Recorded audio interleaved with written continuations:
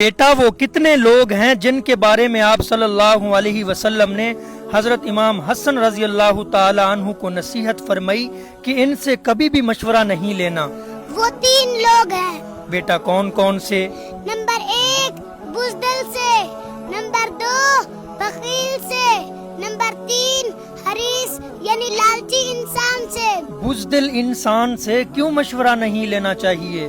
کیونکہ وہ خود بزدل ہے، وہ آپ کو کبھی بہادری کا مشورہ نہیں دے گا، ہمت دلانے کی بجائے وہ آپ کو ڈرائے گا۔